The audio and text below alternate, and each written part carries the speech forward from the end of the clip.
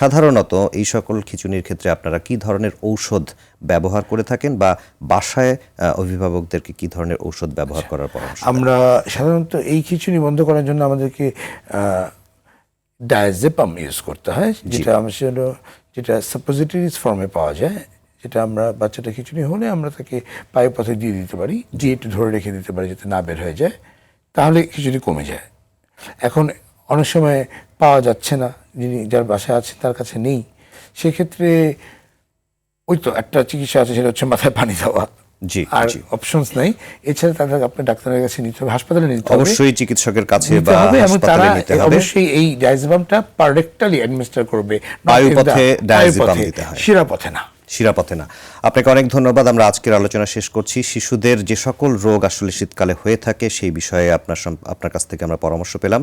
দর্শকরা নিশ্চয়ই উপকৃত হবেন। অনেক ধন্যবাদ আপনাকে। ধন্যবাদ। Thank you very much. Thank you আরবি। Thank you. প্রিয় দর্শক, এতক্ষণ আমরা শিশুদের শীতকালীন রোগ সম্পর্কে আলোচনা করেছি।